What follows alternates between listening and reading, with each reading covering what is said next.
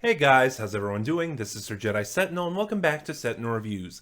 Today, we are looking at The Second Doctor Adventures Beyond War Games, released in July of 2022.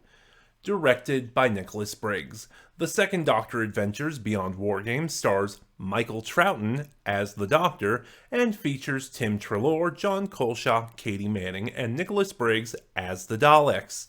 As always, I will be doing these unscripted, and thus may be discussing spoilers. If you do not wish to be spoiled, in the description box below is the link to Big Finish's website, where you can buy The Second Doctor Adventures Beyond War Games.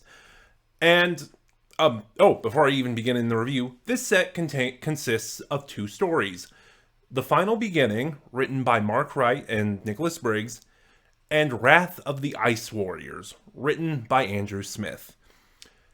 So, this was a set I was really hyped for. If you saw my top 10 Big Finish releases, top 10 most anticipated Big Finish releases for 2022, this was number one. And I am very happy to report that this set not only met my expectations, it exceeded them. This was a spectacular start and a really good reboot for the Second Doctor at Big Finish. I'm also really happy because, as I've said before in talking about this set focuses on Season 6B. I've talked about this in past videos before, but allow me to go over it again, especially if you're new to the channel. Season 6B is a popular fan theory in the Doctor Who community. It gets its name from Season 6, Patrick Troughton's final season as the Second Doctor. Now, a lot of this has to do with his final story, The War Games. Hence, the name of this particular set, Beyond War Games. Patrick Troughton and the Second Doctor into the Third Doctor is the most unique regeneration in the series. Especially now, thanks to Night of the Doctor and Day of the Doctor, the Second Doctor's regeneration is the only one to happen off-screen. And that's because behind the scenes, Patrick Troughton is the only actor playing the Doctor to leave the series and regenerate before his successor had been cast. So when Patrick Troughton left the series, Jon Pertwee had not yet been cast as the Third Doctor. At the time, no one thought of that. Fast forward about 20 years later, first to the Five Doctors. When the Second Doctor meets with the Brigadier, he says something. He's traveling alone, for one thing, which, if you're familiar with the Second Doctor era, never happened. There was never a possibility where that would happen, He started with Ben and Polly, and then while traveling with Ben and Polly, he picked up Jamie, and then Ben and Polly left, and it was him and Jamie, and then it was him, Jamie, and Victoria, and then Victoria left, and it was him, Jamie, and Zoe. There was never a moment where the Second Doctor traveled alone. And he said some things that didn't quite mesh with his era, like he mentioned the Time Lords. That's not a really big thing for reasons I will hopefully discuss later if I remember. But really the big story here, a few years after that, is the Colin Baker story, The Two Doctors. The Second Doctor, in the opening scene of that story, and in a few scenes later in that same episode, says a bunch of things that don't really make sense, that don't add up with what was happening in his era. So he mentions he's on a mission for the Time Lords. Well, that never happened. He was still on the run from the Time Lords, and he only got captured right before his regeneration. Or he has a recall device, and is able to call the TARDIS to him. Something he never had. And the issue of least concern, because it's something that just happened, Patrick Troughton looked noticeably older in the Two Doctors. But like I said, that issue is of the least concern. Anyway, Season 6B postulates that at the point of his regeneration, the Celestial Intervention Agency, basically Time Lord Black Ops, for you New Who only fans, they're kind of like the Division. No, they're not the same thing. My headcanon in that is that the Division and the CIA, the Celestial Intervention Agency, are two separate entities. Because, let's be honest, the Time Lords are kind of extremely xenophobic.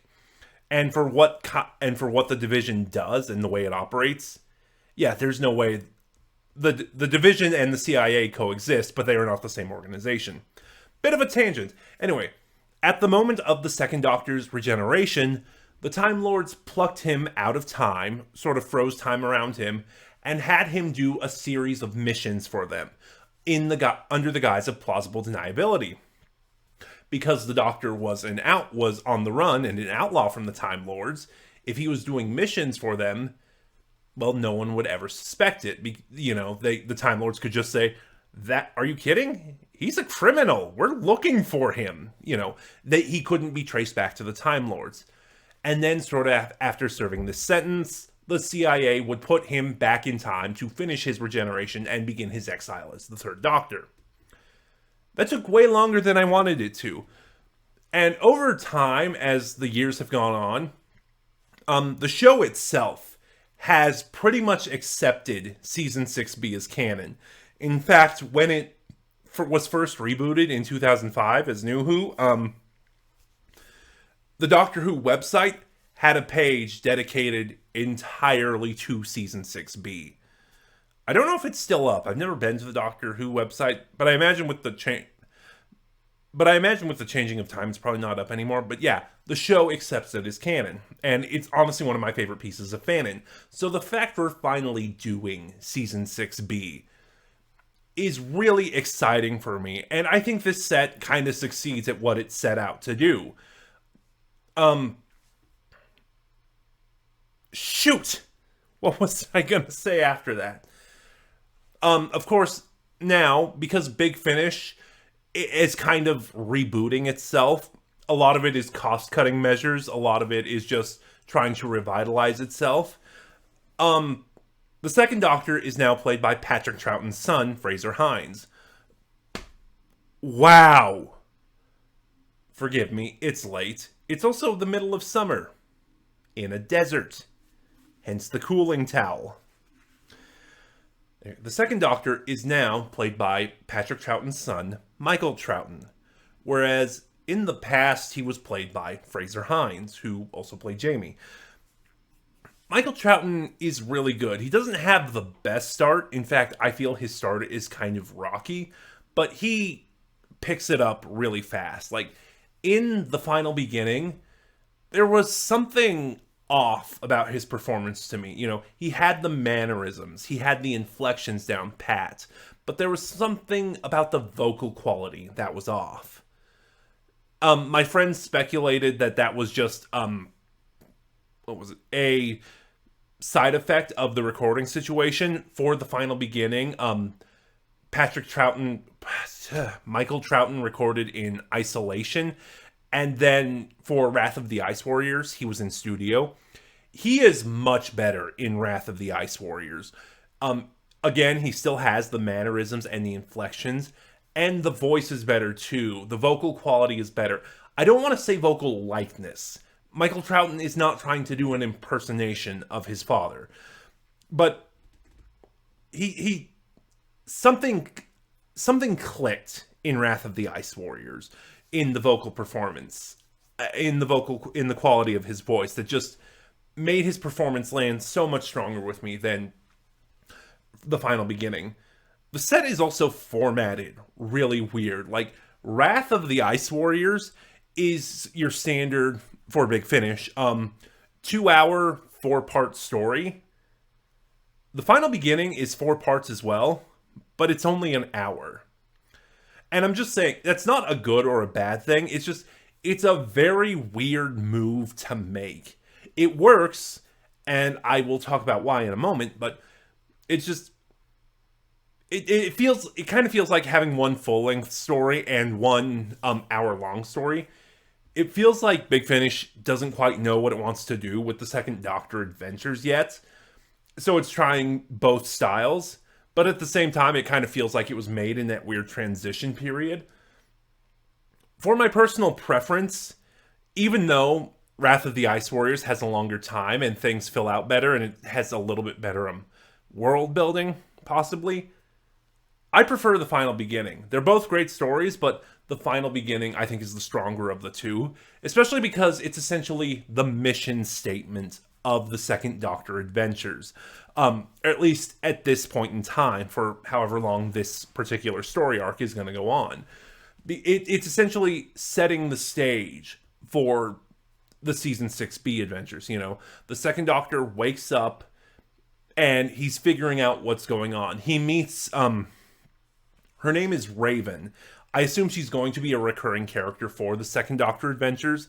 And, going with the Celestial Intervention Agency, the CIA, and making a comparison to the real world CIA, Raven, I believe, is set up to be the Second Doctor's handler. Like, she will dispatch him on missions.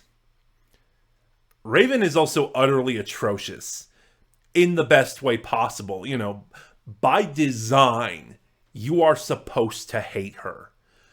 And in that regard, mission accomplished. She does some vile, reprehensible things in this story. And it's really going to be curious to see, what's going on with her.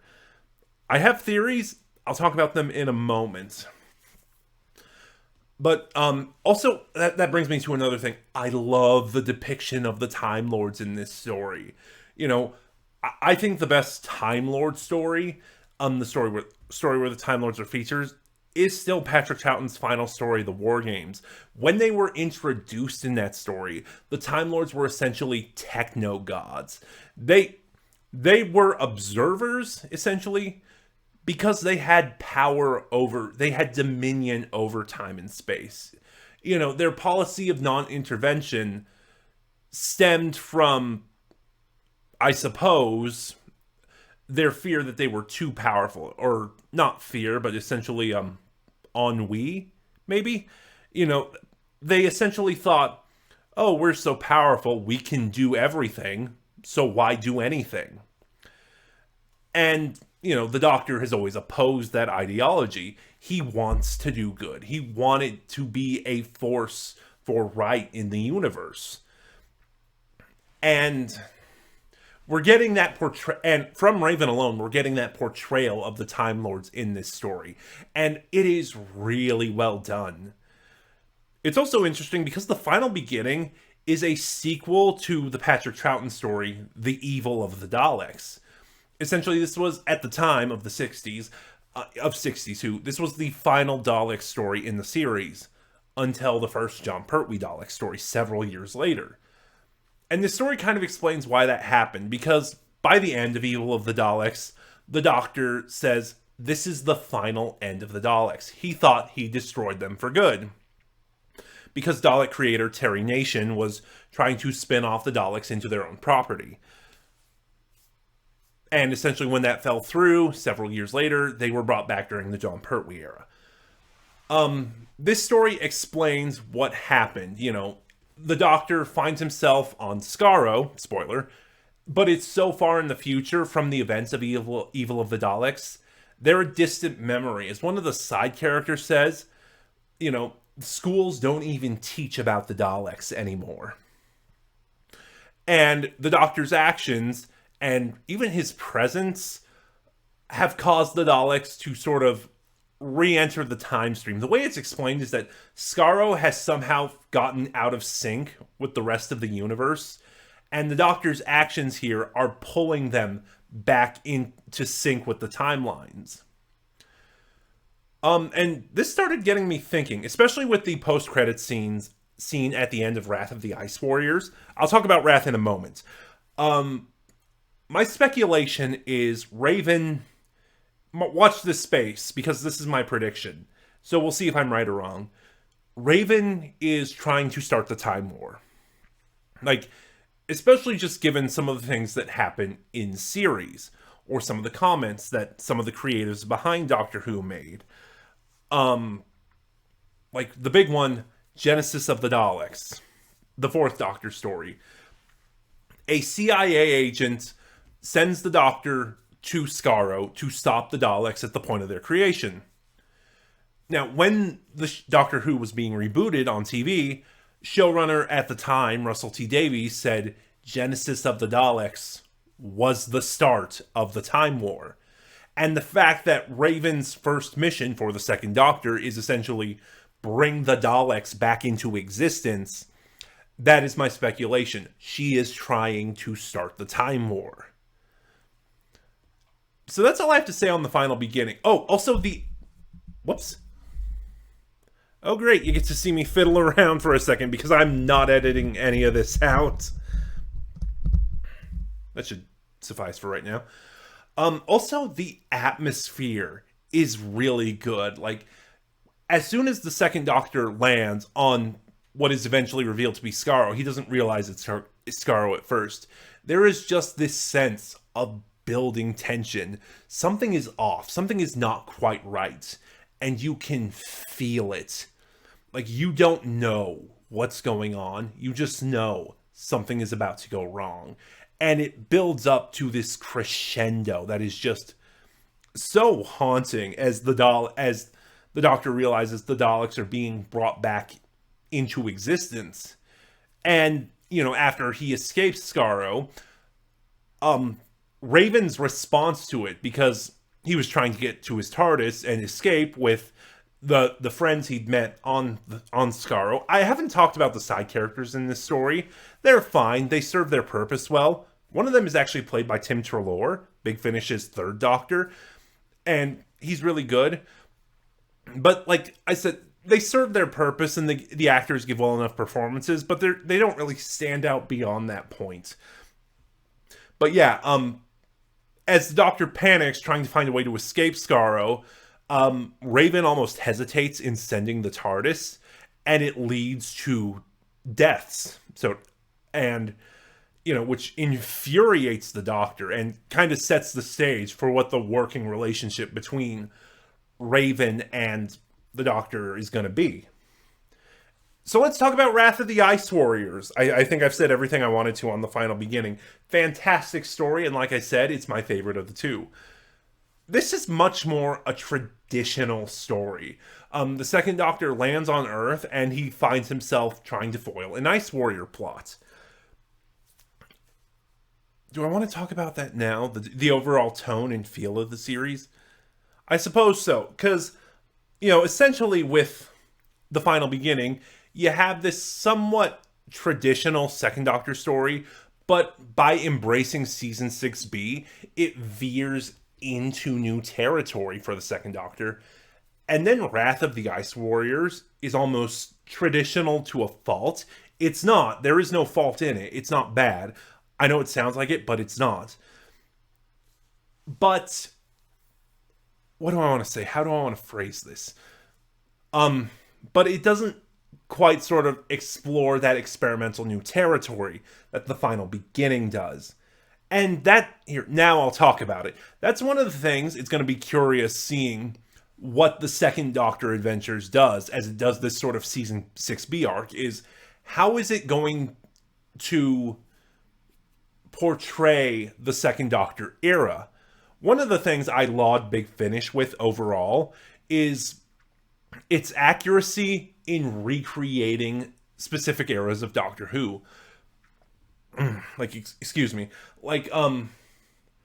The early adventures, the first Doctor adventures, so on, they do really good jobs at recreating the 60s era of Doctor Who, the first and second Doctor eras.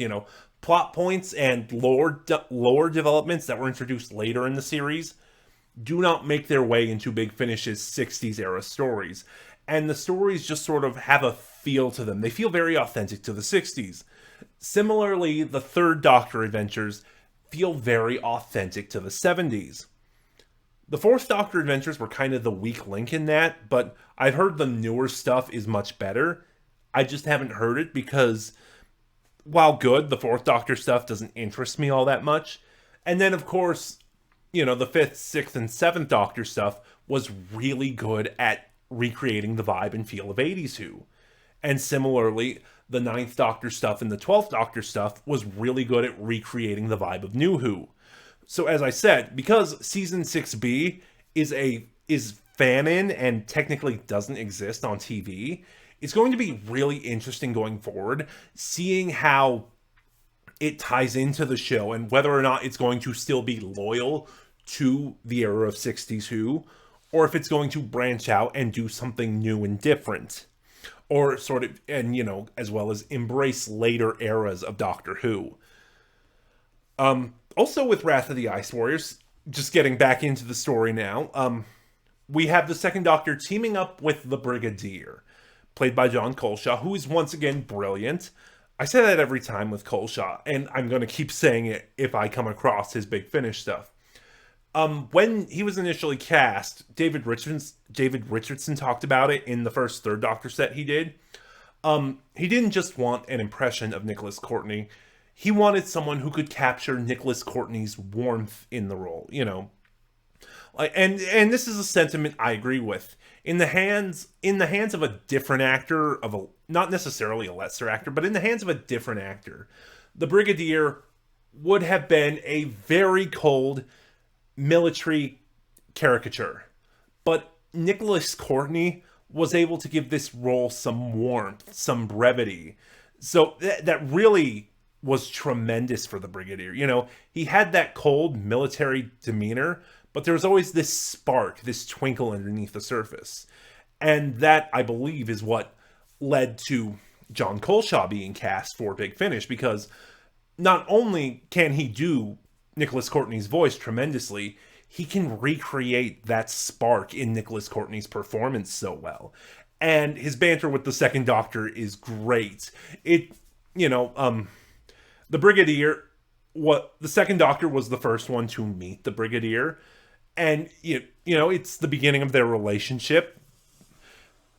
I have no idea where I was going with that, but, I love the scenes between the Brigadier and the Second Doctor. The Brigadier being all stiff and uptight, and the Second Doctor being his mischievous self. Also, the villain of this story, Lady Salanda, is an ice warrior played by Katie Manning. And I think she might be the best thing about this story. Keep in mind, Wrath of the Ice Warriors is amazing, but she's giving this kind of campy performance. Not quite campy, because it is still really serious, because Ice Warrior, but there is excuse me, but there is a campy quality to it. And I assume it is just from how you do the Ice Warriors, I imagine as far as recreating Doctor Who monsters, the Ice Warriors are kind of the easiest to do because you're just drawing out words and hissing a lot. And there's a quality to it that Katie Manning just, like, you can tell she's having a lot of fun playing this role. That's the best way to sum it up.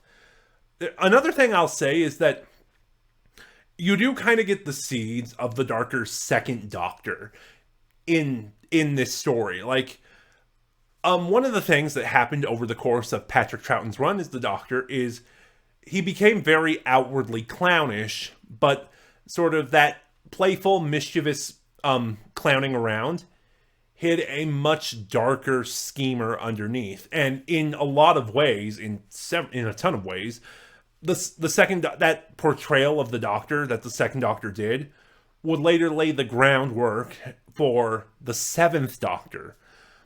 Similarly clownish, but actually a Machiavellian schemer. You see that a lot with the portrayal of the Second Doctor in Wrath of the Ice Warriors. He's very playful, very giddy, very sort of fussing about, but you can tell he's hiding something. And it especially becomes more evident at the end when the Ice Warriors take him to Mars. Like, he knows the Ice Warriors have all left Mars. He knows Lady Salanda has been in stasis for thousands of years, but he's just sort of stringing her along. The music is okay. It's nothing standout. I've said this before. I'm not musically trained. I'm not knowledgeable in music. So for me to comment on it, it has to really stand out for good or bad. But the music is okay. It's very true to the 60s era of Doctor Who, but beyond that, there's not much more to say. The Second Doctor Adventures Beyond War Games is terrific. It is a great start to Big Finish's reboot of the Second Doctor. I've seen a lot of people say they aren't fans of Season 6B. If you aren't or are unsure, I do highly recommend getting this set, checking it out, listening to it, and see if it changes your mind. If not, well, I tried. So, have you heard the Second Doctor Adventures Beyond War Games? What are your thoughts on it? Start a conversation in the comments below. Remember to like, comment, subscribe. Click the bell next to subscribe to get notifications when I upload. And in the description box below, you'll find a link to my Twitter where you can follow me and get updates on the channel. This is Sir Jedi Sentinel, and I'll see you guys next time.